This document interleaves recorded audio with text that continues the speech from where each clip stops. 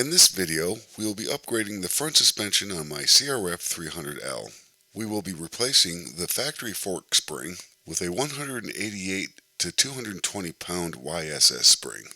To avoid injury or damage to the motorcycle, it is recommended to break all necessary bolts loose before you put the motorcycle on any kind of stand. Okay, so we are going to do suspension today. And first, there's some preparations. I need to loosen some things up first before I put it up on that jack there. One of them is this here, so I can take the wheel off. And I'm going to take this nut up here loose, which you can't see right now. But I will get a closer up view of that in a minute. Okay, so first we're going to take, loosen up the pinch rods here.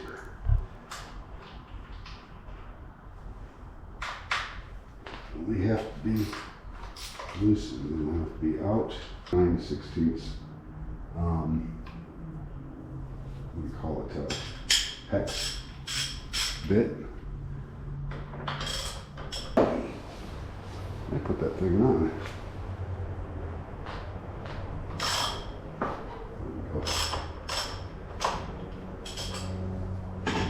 That's loose enough for now. Okay, so you're going to want to loosen up these pinches first. And then you want to take this gizmo loose. With this loose, it should be just like butter. You shall see. Yep, just like butter. So that's loose now. And now I'm going to take these down here loose. I want to keep them somewhat snugged up. Okay. So just so they're broke loose, that's all I really care about.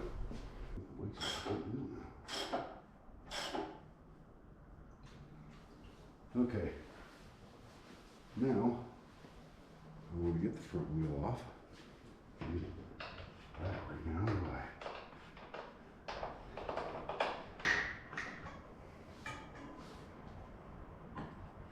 move out of there. Finish up my loosening of this. And we're going to do in the front first, because it is likely to be the hardest one to do. So there we have it. And if we come over here, you can see I've not properly prepared my deal here yet. But I've custom made a little jig to hold it in place while I'm getting it ready. Oh, there is too high. Anyway, we'll put this on. Kind of a jury rig situation here, but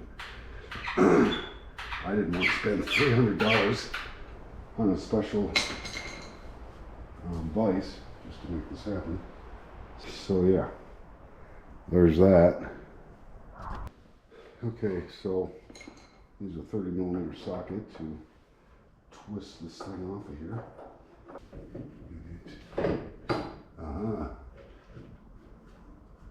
There it is. Okay, this is a 17 right here. It's just like a little,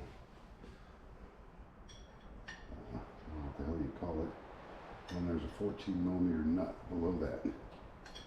What you gotta do, I'm assuming, is break this thing loose. You stay there. Don't you go anywhere. Okay. Now we're going to gently set this aside. I think I can leave that nut on there, but I have to get this whole thing up higher. By the way, this is what we're putting in with any luck. If I don't screw it up completely. One of the more difficult operations here is locating and removing the keeper ring. This needs to be done to access the spring. Right in here somewhere, right there. I have to get that out of there so that I can pull the whole mechanism out. To do this, first find the leading edge of the keeper ring. Using a sharp pick, gently pry towards the center of the housing. The washer beneath the keeper has a bevel to it, which will push the keeper up as you're prying out on it. Also, you'll have to hold the other side of the keeper with another pick.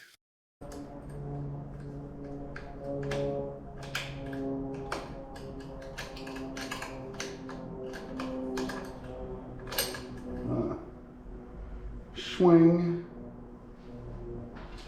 Okay, so now we got that out of the way. Pull this gizmo out. Swing. And then,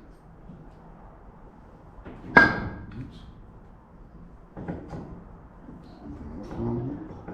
Whoa! Where's that gizmo? And I can see the spring down in there. I'm going to set this down very carefully. And now I can see the spring. And we're going to gently and slowly pull it out of there, letting the oil drain down as it comes out. The spring is right here.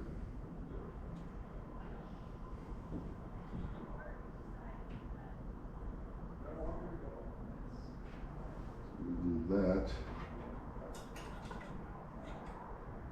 and then let it drain for a minute.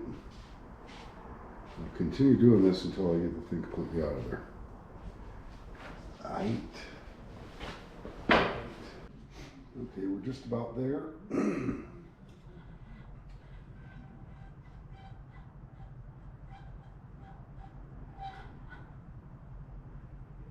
Let that drain down.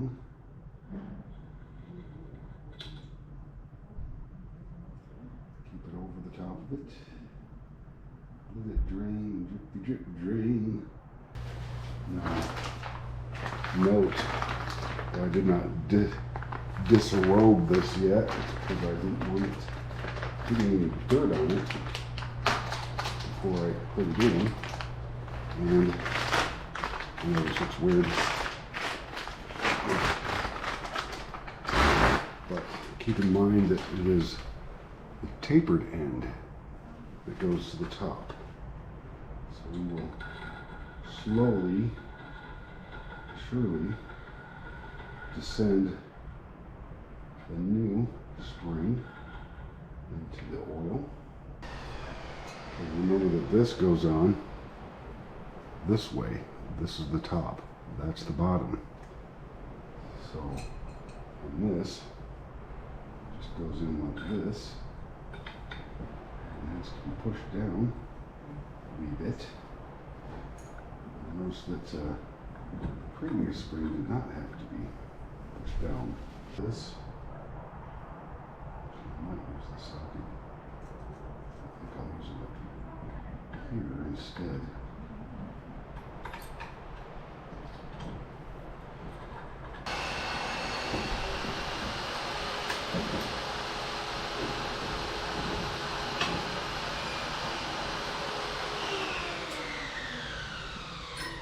I think we're there. Okay, so you put the cap housing back on after you get the keeper in there. And yeah, keeper's in there. And so then you do this little snug duggle. Move your whole mechanism down, making sure it's centered. And then you start tightening it down. Make sure your O-ring's not splitting over there. And I'm going to get it all the way down. So it is snug, because I will give a little oomph when I get it back on the motorcycle. Okay, hopefully I can sneak a few words in edgewise here. The neighbor's doing some remodeling.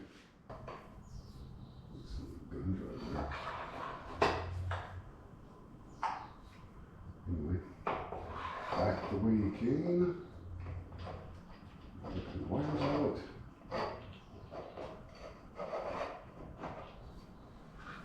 Carefully. Put your wires in. Make sure this is turned relatively close to where it is. It is not correct. Love it. Make sure you have a cap staying on it. Made sure the kickstand's still down. Everything's kind of snugged into place. I'm going to let it down. And I'm going to torque this. And that's it. That's all she wrote.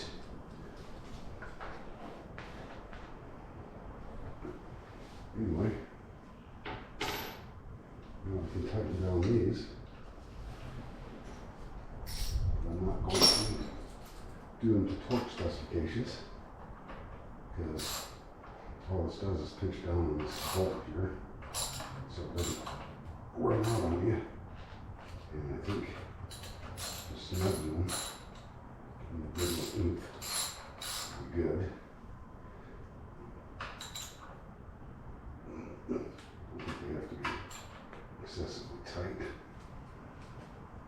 And then make sure that these are good. See what it feels like right now. And